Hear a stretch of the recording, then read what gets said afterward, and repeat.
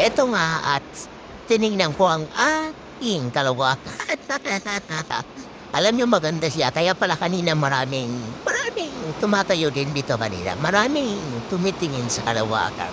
Maganda pala kapag nasa taas na. Niyayaya ko nga si Commander, ayaw naman niya kasi daw maliit saka mababa. Mas mababa. Ay ayaw niya. Siya na lang naman kukuha ng video.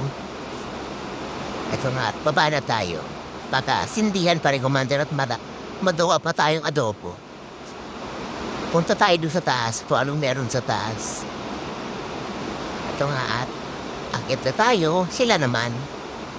Akit na tayo. Kasi kanina maraming tao rin dito sa taas eh. Ito nga at nasilayan ko na naman ang bayabas. Diba? Kaso nga pagdating na naman namin, wala naman siyang hino. Kasi kanina maraming grupo din yung pumunta dito eh. Nahuha din ng bayabas. Pero siyempre, di ba? Kailangan hanapin talaga natin kasi alam naman natin ang bayabas. Nagtatago. Sabi nga ni Mrs. Commander, meron ako nakita doon sa pinakadulo. Kaya ito, pilit kong kukuhanin. Kasi nakita ko na rin. Nag-iisang manibalang na medyo malaki rin siya. Kailangan natin abutin kahit hindi tayo gaanong katangkadan. Kaya natin to. Nakikita ko na. Sabi niya nga sa akin, hindi mo makita. Hindi nakita ko na nga. Kaya nga aabutin ko eh. Hindi ako alis sa puno na to hanggang di ko siya makuha. O diba, gagawa ako ng paraan. Kaya po to. Kaya po to. Oo. Kaya. Kaso yung hinawakan ko, hindi pala kaya. Kaya po to. Aabutin talaga kita. Kasi malaki yung nakatago eh. Malaki yung bayabas na nakatago. Kaya talagang kailangan kuhanin. Diba? Ang saya-saya.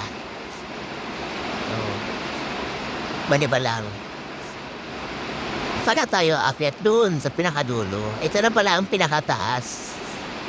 Ito na pala yung kalawakan na. Kita mo talaga siya. Maganda.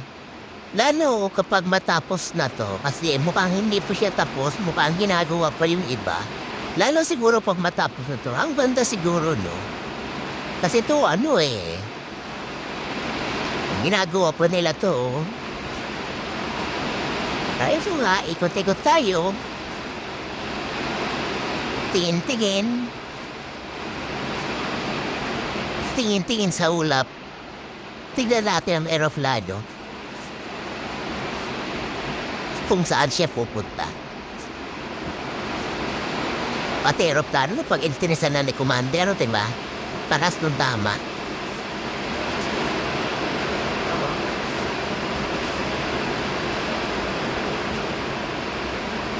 Siguro yung aeroplano na ito pupunta sa San Mateo.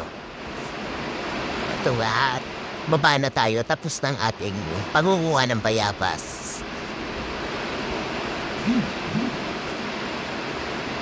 Ganda di ba? Ayan ang kalawak.